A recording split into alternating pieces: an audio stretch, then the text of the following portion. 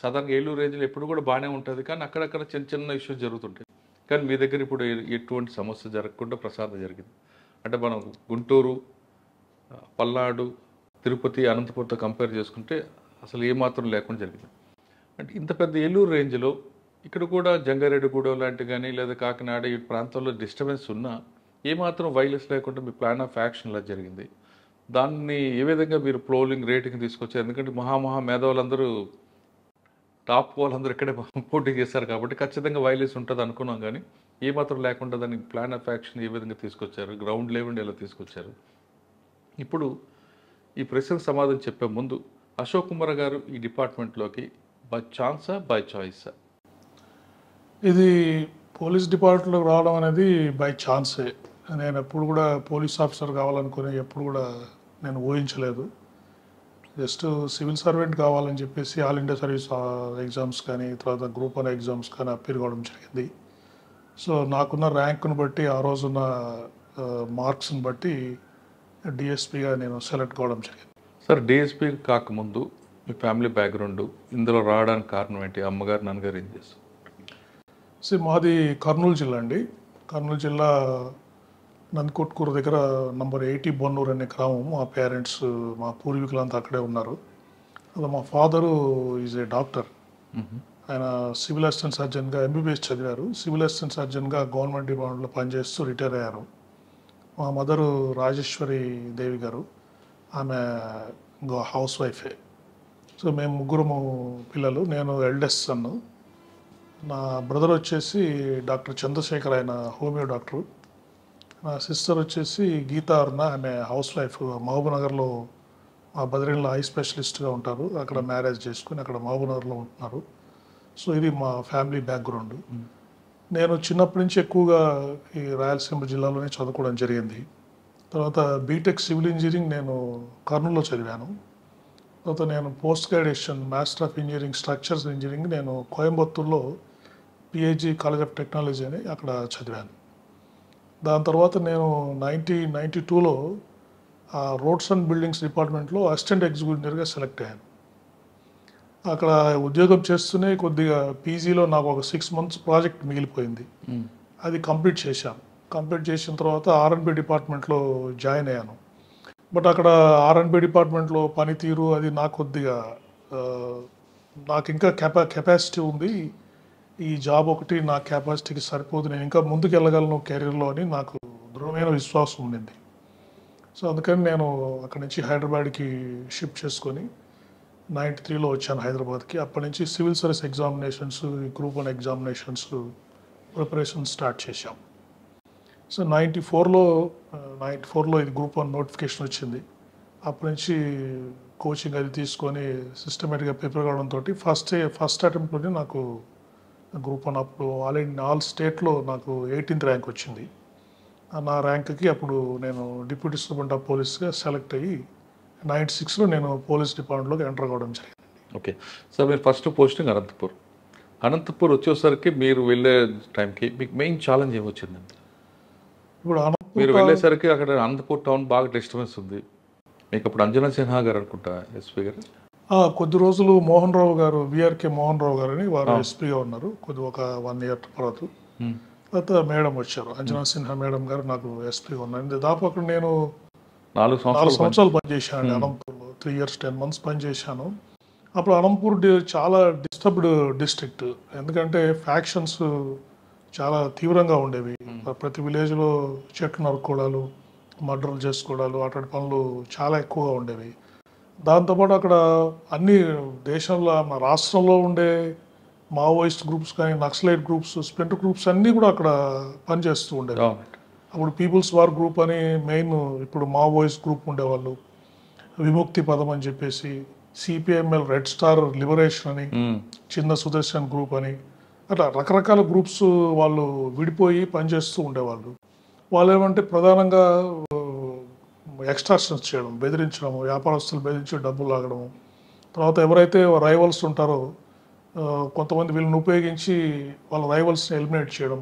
ఇటువంటి పరిస్థితుల్లో చాలామంది, అదే కాన్పూర్ జిల్లా ఏంటంటే అప్పుడు చాలా కరువు ప్రాంతం అండి, వాటర్ది ఏం ఉండేది కాదు. సో చాలామంది యూత్ ఈ పనుల్లో ఎక్కువగా ఈ మర్డర్స్ చేసుకుంటూ రైటింగ్స్ చేసుకుంటూ ఈ నక్సలైట్ స్ప్లింటర్ గ్రూప్స్తో తిరుగుతూ చాలా ఎక్కువగా వైలెన్స్ ఉండేది. క్రైము అప్పట్లో మర్డర్స్లో హైయెస్ట్ ఉండేది అనంతపూర్ డిస్ట్రిక్ట్. సో ఆ పరిస్థితుల్లో అక్కడికి నేను ఆ టైంలో నన్ను పోస్ట్ చేశారు. బట్ అయితే ఒక ప్రణాళికబద్ధంగా పనిచేయడం అంటే సిస్టమేటిక్గా టఫ్గా ఉండడం. మెయిన్ ఏంటంటే అక్కడ ఇంపార్షియల్గా పనిచేయడం అనేది చాలా ముఖ్యం ఈ ఫ్యాక్షన్ ఏరియాస్లో. తర్వాత మావోయిస్ట్ ఈ స్ప్లింటర్ గ్రూప్స్ మీద ఇన్ఫర్మేషన్ పెట్టి ఎప్పటికప్పుడు వాళ్ళని పట్టుకోవడము, అరెస్ట్ చేయడము, రిమాండ్ చేసేయడము. అంటే ప్రజలకి స్పాంటేనియస్గా రెస్పాండ్ ఎక్స్ట్రాక్షన్ కాల్స్ వచ్చాయంటే సీరియస్గా తీసుకొని వాటిని ఫాలో అప్ చేసి పట్టుకోవడము. ఇవన్నీ చేస్తే ఆటోమేటిక్గా అక్కడ రిజల్ట్స్ మనకు వచ్చాయి. అంతేకాకుండా అప్పుడున్న ఎస్పీస్ డైరెక్షన్ కరెక్ట్గా ఇవ్వడము, గవర్నమెంట్ కూడా టఫ్గా ఈ ఫ్యాక్షన్ అనేది ఉండకూడదు డిస్ట్రిక్ట్లో అనే క్లియర్ కట్ డైరెక్షన్ అప్రోచ్ తోటి అవన్నీ మనం స్లోగా డిస్మాంటిల్ చేయడం జరిగింది. సార్ అక్కడ 3 రకాల క్రైమ్స్ అండి మీకు. ఒకటి రౌడిజం, 2 ఫ్యాక్షన్, 3 ఈ స్ప్లిట్ గ్రూప్స్. ఇవి కాకుండా దొంగతనాలు ఇవన్నీ వేరే వేరేవి.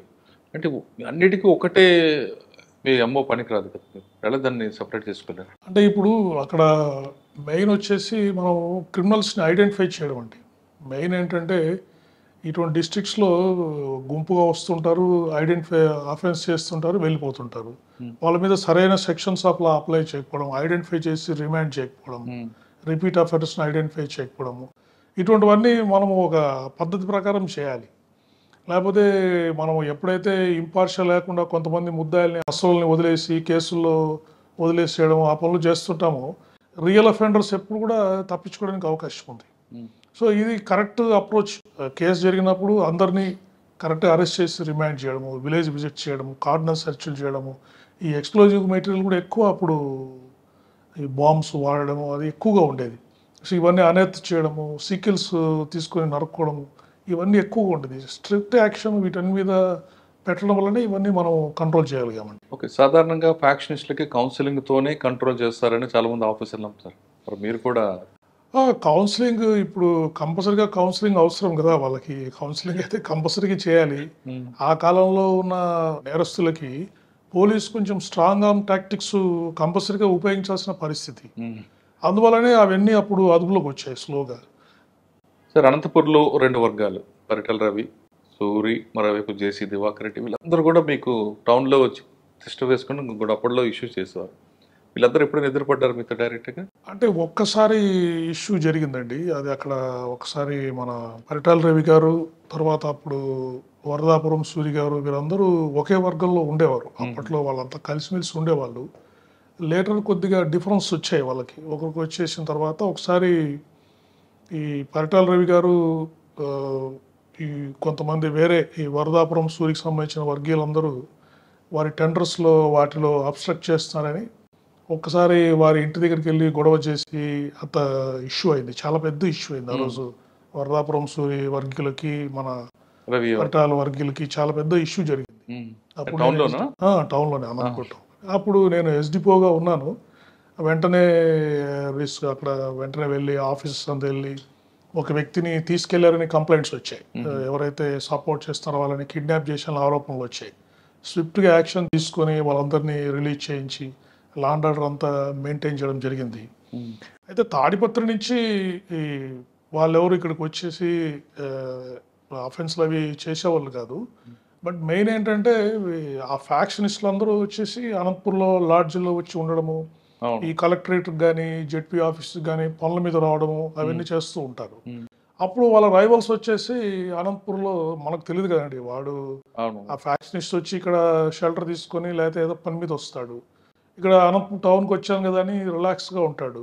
వాడు రైవల్స్ వచ్చేసి ఒకసారి బాంబ్స్ అటాక్ చేయడము అవన్నీ జరిగింది. అనంతపూర్లో నాకు బాగా గుర్తుంది. ఇప్పుడు మన తాడిపత్రి ఎమ్మెల్యే పెద్దారెడ్డి గారి బ్రదరు సూర్యప్రతాప్ రెడ్డి గారు ఉన్నారు.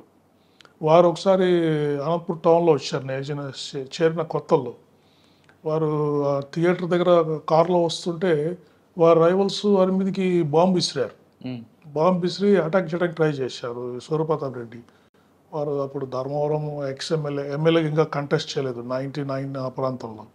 ఆ రోజు కూడా చాలా పెద్ద సెన్సేషన్ అయింది. బాంబ్స్ వారి మీద విసిరారు. వారు వెళ్ళి అక్కడ థియేటర్లో దాక్కోవడం జరిగింది. అలా అప్పుడు మళ్ళీ అంటే తాడిపత్రి నుంచి కూడా చాలామంది వచ్చేసారు. వాళ్ళ ఫాదర్స్ అందరూ టౌన్‌కి వచ్చేసారు. మా నాయకుడి మీద అటాక్ జరిగిందని చెప్పేసి. సో, అప్పుడు లా అండ్ ఆర్డర్ మెయింటైన్ చేయడము, తర్వాత సిట్యుయేషన్‌లో మళ్ళీ కేసెస్ ఇన్వెస్టిగేట్ చేసి వాళ్ళని త్వరగా పట్టుకొని రిమాండ్ చేయడము. ఇవన్నీ అప్పుడంతా పెద్ద ఛాలెంజే. ఈ ఫ్యాక్షనిస్టులందరూ అనంతపురం కేంద్రంగా ఈ రాజకీయాలనేది, ఈ ఫ్యాక్షన్ రాజకీయాలనేవి జరిగేవి. అచ్చా. కానీ అనంతపూర్లో మీరు డీఎస్పీ పనిచేస్తున్న టైంలో ఒక ఇద్దరు శ్రీనివాసులు ఉండేవారట మీకు. ఆ ఇద్దరితో ఎక్కువగా కోటింగ్ చేయించేవారు అనేది పేరుంది. అవునండి. వాళ్ళిద్దరూ ఏ శ్రీనివాస్, బి శ్రీనివాస్ అని ఇద్దరు ఉండేవాళ్ళు. వాళ్ళు ఒకరు 1 టౌన్ ఎస్ఐగా, ఒకరు 2 టౌన్ ఎస్ఐగా ఉండేవారు. నాకు almost right hand, left hand మాదిరి పనిచేసేవాళ్ళు వాళ్ళిద్దరు. ఏ కేసు వచ్చినా చాలా సెన్సేషనల్ కేసెస్. అప్పుడు చెప్పాను కదా, ఇటువంటి ఇంపార్టెంట్ కేసెస్లో ఇప్పుడు సూర్యప్రతాప్ రెడ్డి గారి మీద అటాక్ జరిగింది. అది ఇంకొక హైర్డ్ అసాసిన్స్ వచ్చి సెన్సేషనల్ అటాక్స్, మర్డర్స్ అది చేసేవాళ్ళు. ఇటువంటి మిస్టరీ కేసులు ఏదొచ్చినా కూడా వాళ్ళని వాడేసి ఆ టీం మాదిరి పెట్టేసి, స్పెషల్ టీం మాదిరి పెట్టేసి వెంటనే రంగంలోకి దిగడము. మంచి నెట్వర్క్, ఇన్ఫర్మేషన్ నెట్వర్క్. వాళ్ళు చాలా జిల్లాలు, చాలా సంవత్సరాల నుంచి అక్కడ పనిచేయడం వల్ల మంచి ఇన్ఫర్మేషన్ నెట్వర్క్. వాళ్ళ దగ్గర కొంతమంది చురుకైన కానిస్టేబుల్స్ ఉండడం, దానివల్ల త్వరగా ముద్దాయిల్ని పట్టుకోవడం, ఇష్యూస్ని త్వరగా వేగంగా స్పందించి క్లోజ్ చేసేవాళ్ళం. సో వాళ్ళిద్దరి చాలా హెల్ప్ ఉండేవాళ్ళండి నాకు. కానీ ఎక్కువగా మీరు నైట్ టైంలో మారువేషంలో అంటే సివిల్ డ్రెస్సుల్లో క్లాక్ టవరు, సప్తగిరి సర్కిల్ ఈ ప్రాంతంలో ఎక్కువగా తిరిగేవారు డిఎస్పీ గారు అంటారు. అంటే ఏం లేదు, నైట్ ఇప్పుడు అనంతపురం టౌన్ అప్పుడు నాకు ఎస్పీ గారు చెప్పేవారు, మా ఎస్పీ గారు, ఈ అనంతపురం టౌన్లో మాత్రము ఇన్సిడెంట్స్ కాకూడదు. ఎందుకంటే ఎక్కడో జిల్లాలో మారుమూల ప్రాంతంలో ఏదైనా మర్డర్ జరిగినా, ఏదైనా జరిగినా కూడా ప్రజలేం పెద్ద పట్టించుకోవాల్సిన, చాలా దూరం జరిగిందిలే అంటారు. కానీ నగరం నడిబొడ్డున వచ్చేసి ఇట నరుక్కొని బాంబులు వేసుకొని చంపుకుంటుంటే లా అండ్ ఆర్డర్ ఏముంది, అసలు ఫెయిత్ పోతుంది, ప్రజలు ఎవరికి ఫెయిత్ ఉండదు మన మీద. కాబట్టి అనంతపురం టౌన్లో మీరు మర్డర్స్ ఎటువంటి పరిస్థితుల్లో ఈ ఫ్యాక్షన్ మర్డర్స్ ప్రివెంట్ చేయాలని గట్టిగా నాకు చెప్తుండేవాళ్ళు ఎస్పీలు. అందుకని నేను ఎక్కువ నైట్స్ కానీ ఎక్కువ టౌన్లో నేను పెట్రోలింగ్ చేస్తాను, ఇంటెన్సివ్గా పెట్రోలింగ్. తర్వాత ఈ కోఆర్డినేషన్, ఎవరన్నా ఫ్యాక్షనిస్టులు ఎవరన్నా కోర్ట్ ట్రయల్కి వస్తున్నప్పుడు, అనంతపూర్లో కోర్ట్ వస్తున్నప్పుడు, తర్వాత వాళ్ళు ఏదైనా మూవ్మెంట్స్కి వస్తున్నప్పుడు ఇంపార్టెంట్, అప్పుడు ఇది టెండర్స్ కూడా జరిగేవి, లిక్కర్ టెండర్స్ కూడా జరిగేవి ఇక్కడ. అప్పుడు అంతా ఇక్కడంతా ఫ్యాక్షనిస్టులు అంతా వచ్చేవాళ్ళు. సో అటువంటి ఈవెంట్స్ జరిగినప్పుడు, ఇంకేదైనా టెండర్స్, వర్క్స్ గురించి టెండర్స్ జరిగినప్పుడు ఎక్కువ గ్యాదరింగ్స్ ఉంటారు. అప్పుడు ఎక్కువ ఎక్స్ట్రా ప్రికాషన్స్ తీసుకొని ఇన్సిడెంట్స్ కాకుండా చేసి అనంతపురం టౌన్లో దాదాపు అటువంటి ఇన్సిడెంట్ కాకుండా ప్రివెంట్ చేయడం జరిగిందండి. సార్ మీరు దాదాపు 3 సంవత్సరాలు 4 సంవత్సరాలు అనుకోండి, మీకు అంజనా సిన్హా గారు, కేఎం మోహన్ రావు గారు, ఇంకెవరండి? ఇద్దరు ఎస్పీలు. ఇద్దరిలో ఎవరిది ఎక్కువ మంచి వర్క్ ఉండేదండి? అంటే మోహన్ రావు గారు 1 ఇయర్ పనిచేసి వెళ్ళిపోయారు. ఎక్కువ మేడమే, అంజనా సిన్హా మేడం గారితో. ఆవిడ యాక్షన్ ఎలాగ ఉండేదండి? ఆవిడ మేడం చాలా ఫాస్ట్. అక్కడ ఆమె మేడం ధర్మవరం ఏఎస్పీగా పనిచేశారు ఆమె బిఫోర్, చాలా రోజుల క్రితము. కాబట్టి వారికి అవగాహన, అప్పుడు ఆమె పనిచేసినప్పుడు ధర్మవరం చాలా ఇంకా ట్రబుల్సమ్గా ఉండేది డిస్ట్రిక్ట్. అప్పుడు ఇంకా ట్రబుల్సమ్గా ఉండేది డిస్ట్రిక్ట్. సో వారికి అనంతపురం డిస్ట్రిక్ట్ మీద చాలా బాగా అవగాహన ఉండేది. ఆమె మేడము చాలా స్ట్రాంగ్గా వెళ్ళాలి, ఈ మెథడ్స్ ఈ అనంతపురం జిల్లాలో ఇప్పుడున్న పరిస్థితుల్లో అదుపు చేయాలి అంటే స్ట్రాంగ్ పోలీసింగ్ రిక్వైర్డ్ అని చాలా స్ట్రాంగ్గా ఆమె బిలీవ్ చేసేవాళ్ళు. అదే పద్ధతిలోనే మమ్మల్ని డ్రైవ్ చేసేవాళ్ళు. అందువల్ల కూడా రిజల్ట్స్ చాలా ఫాస్ట్గా వచ్చాయి అన్నమాట. సార్ మీ టైంలో ఒక ఎన్కౌంటర్ కూడా జరిగినట్లుంది కదా, డొక్కాయిట్ ఏదో? అంటే వీళ్ళండి గ్యాంగ్ రేపిస్టులు కొంతమంది, ఏదో చెప్పాను కదా, అక్కడ యూత్ అంతా రిపీటెడ్గా ఈ వేరే పని లేక ఈ క్రైమ్కి అడిక్ట్ అయిపోయేసి జైలుకి పోవడము, అమ్మాయిల్ని గ్యాంగ్ రేపులు చేయడము, తర్వాత దోచుకోవడము, ఇటువంటి పనులు చేస్తుంటే అనుకోకుండా జరిగే దానిలలో కొంతమంది ఎన్కౌంటర్స్ కూడా కావడం జరిగింది. ఎస్పెషల్లీ మీరు అనంతపురం జిల్లాలో ఇప్పుడు తగ్గిపోయింది, కానీ గత చరిత్ర మీరు పరిశీలిస్తే అక్కడ చాలా మంది కిరాయంతకులు ఉంటారండి. అవును. ఎందుకంటే మీరు చూడండి, అప్పుడు హైదరాబాద్లో కూడా ఏదైనా ఇన్సిడెంట్ జరిగిందంటే అనంతపూర్ నుంచి వచ్చారు, వచ్చి వెపన్స్ తీసుకొని వచ్చి చంపిపోయారు అని. వాళ్ళు ఏంటి సార్ 100 రూపాయలు కూడా మర్డర్ చేస్తారు? అంటే ఈ పరిస్థితుల వల్ల అక్కడ డ్రాట్, ఎస్పెషల్లీ కదిరి, కొన్ని ప్రాంతాలు ఉన్నాయి అక్కడ, నార్పల, కొన్ని పూర్తిగా డ్రాట్ ఎఫెక్టెడ్ యూత్. అక్కడ ఏమి లేక వాళ్ళు క్రైమ్కి అడిక్ట్ అయిపోయేసి డబ్బులు ఇస్తామంటే వచ్చేసి ఇటువంటి ఇన్సిడెంట్స్ చేసేవాళ్ళు. సో ఈ హైర్డ్ అసాసిన్స్ని కంట్రోల్ చేయడం అనేది చాలా important part of the policing ఉండేది అనంతపూర్లో. అందుకు అటువంటి జరిగాయి అంటారా? అటువంటి strong arm tactics, strong policing tactics లేకుంటే అప్పట్లో శాంతి భద్రతలు అసలు అదుపు తప్పే ప్రమాదం ఉండేది. ఓకే సార్, అనంతపూర్లో పనిచేస్తున్నప్పుడు మీరు కొంచెం హార్ష్గా ఉన్నారు.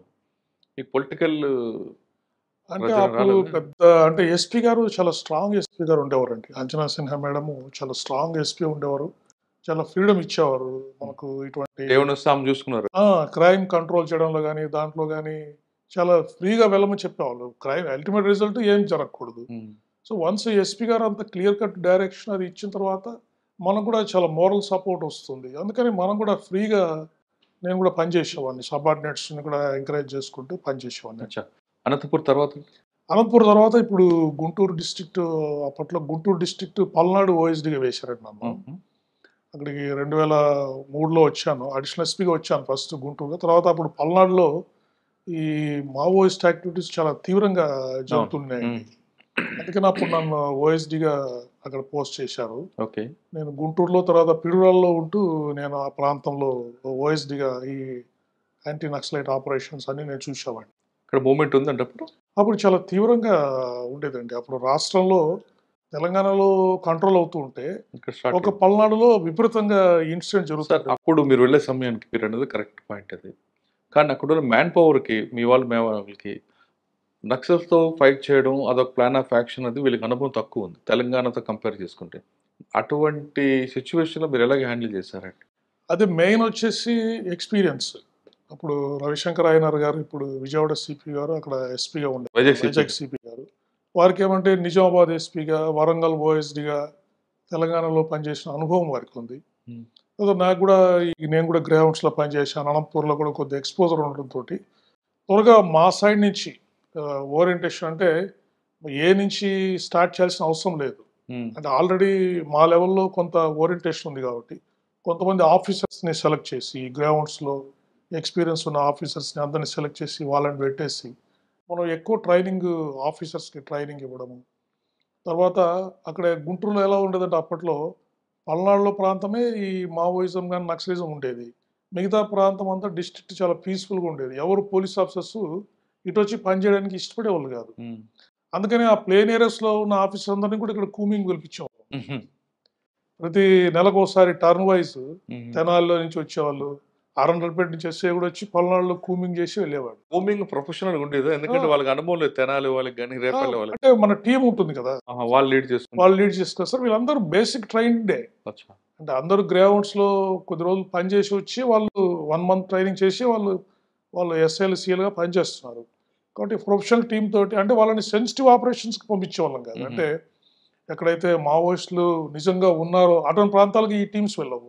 ఏరియా డామినేషన్ అంటే విలేజ్ టు విలేజ్, క్రాస్ కంట్రీలో వెళ్ళి పోలీసులు తిరుగుతున్నారు ఈ ఏరియాలో, అఫెన్సెస్ జరగకుండా కాన్ఫిడెన్స్ బిల్డింగ్ మెజర్స్కి వీళ్ళని వాడేవాళ్ళం. అంటే స్పెషల్ పార్టీస్ని, సివిల్ ఎస్ఐస్ని.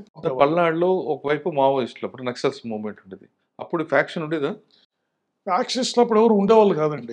వాళ్ళంతా భయపడిపోయేసి చాలా మందిని చంపేశారు కూడా. వాళ్ళు ఎవరైతే గ్రామాల్లో నాయకులు ఉంటారో వాళ్ళని అటాక్ చేసి వీళ్ళు నక్సలైట్స్ చంపేసేవాళ్ళు.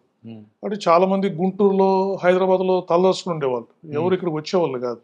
ఓన్లీ 2004లో ఎలక్షన్స్ జరిగాయి, అప్పుడు వచ్చారు. అందరూ వచ్చి కంటెస్ట్ చేయడం జరిగింది. అంతవరకు వాళ్ళ ఎవరు ఉండేవాళ్ళు కాదు గ్రామాల్లో. వస్తే టైంలో ఉన్న టైంలో ఎక్స్చేంజ్ ఆఫ్ ఫైర్ జరిగాయి. ఎక్స్చేంజ్ ఆఫ్ ఫైర్స్ చాలా జరిగాయి, చాలా ఎక్స్చేంజ్ ఆఫ్ ఫైర్ జరిగాయి. అంటే మెయిన్ అక్కడ గుంటూరులో సక్సెస్ అయిందంటే అక్కడ మెయిన్ గ్రామాల్లో మిలిటెంట్ నెట్వర్క్ మీద అదుపు లేదండి. పల్నాడు ప్రాంతంలో నేను అబ్జర్వ్ చేసింది, ఒక నక్సలైట్, ఒక దళ మెంబర్ స్థాయి మిలిటెంట్స్ గ్రామాల్లోనే ఉండేవాళ్ళు. ఇండివిజువల్గా బాంబులు తయారు చేసి బిల్డింగ్లు పేల్చేయడము, కల్వర్ట్స్ పేల్చేయడము, ఏమాత్రం దళం వచ్చి వీళ్ళకి సపోర్ట్ చేయాల్సిన అవసరం లేదు. అటువంటి స్థాయి మిలిటెంట్ నెట్వర్క్ ఈ పల్నాడు ప్రాంతంలో ఉండేదండి. ఈ పీడబ్ల్యూజీ, అప్పుడు పీడబ్ల్యూజీ అనేది ఇప్పుడు మావోయిస్ట్ గ్రూప్ వాళ్ళకి. ఆ మిలిటెంట్ నెట్వర్క్ని న్యూట్రలైజ్ చేయడం అనేది పెద్ద ఛాలెంజ్. అంటే పోలీసు వెళ్ళారంటే ఇన్ఫర్మేషన్ వెళ్ళిపోతుంది, వచ్చారని చెప్పి రిటర్న్ జర్నీలో జాగ్రత్తగా ఉండకుంటే బ్లాస్ట్ చేస్తారు. ఆ టైపు సిచ్యువేషన్ ఉండేది. ఓకే. ఈవెన్ ఒకసారి మన మాజీ సీఎం నేదురుమల్లి జనార్దన్ రెడ్డి గారు వచ్చారు. ఒక గామాలపాడు అని చెప్పేసి ఇప్పుడు మన జంగా కృష్ణమూర్తి గారు ఉన్నారు, ఎమ్మెల్సీ గారు, వారి సొంత ఊరు అది. అక్కడికి ఆయన ఈ వాజ్ నర్సరావుపేట ఎంపీ నేదురుమల్లి జనార్దన్ రెడ్డి గారు, మాజీ ముఖ్యమంత్రి గారు. వారు విజిట్కి వెళ్తున్నారు, అక్కడికి వెళ్ళాలి. కొన్ని ప్రాంతాలు చూసుకొని ఆ గామాలపాడుకు వెళ్ళాలి. మేము ఎందుకైనా మంచిది, ఆయన చాలా సీరియస్గా ఆయనకి లైఫ్ థ్రెట్ ఉందని చెప్పేసి రోడ్ ఓపెనింగ్ పార్టీస్ పంపించాం. పంపిస్తే అక్కడ కల్వర్ట్ దగ్గర 2 ల్యాండ్ మైన్స్ డిటెక్ట్ చేయబట్టి ఆ రోజు చాలా పెద్ద ఇన్సిడెంట్ మేము అవాయిడ్ చేయగలిగాం. సో అట్లా ఎవరంటే పెద్ద యాక్షన్ టీమ్ మెంబర్స్ వాళ్ళు వచ్చి, దళ సభ్యులు వచ్చి చేసే అంత అవసరం లేకుండా కూడా ఈ సాధారణ స్థాయి మిలిటెంట్స్, ఒకడు దళ మెంబర్ ఒకడు వచ్చినా కూడా ఈ మిలిటెంట్స్ వాళ్ళకి సహకరించి అప్పటికప్పుడు ఈ బాంబులు పెట్టడము, ఈ ల్యాండ్ మైన్స్ పెట్టే స్థాయి అక్కడ పల్నాడులో ఉండేదండి. సో ఆ మిలిటెంట్ నెట్వర్క్ని డిమాలిష్ చేయడం అనేది చాలా పెద్ద ఛాలెంజ్. అంటే ఎలా చేశారండి అరెస్టులు, కొన్ని ఎక్స్చేంజ్ ఆఫ్ ఫైర్స్.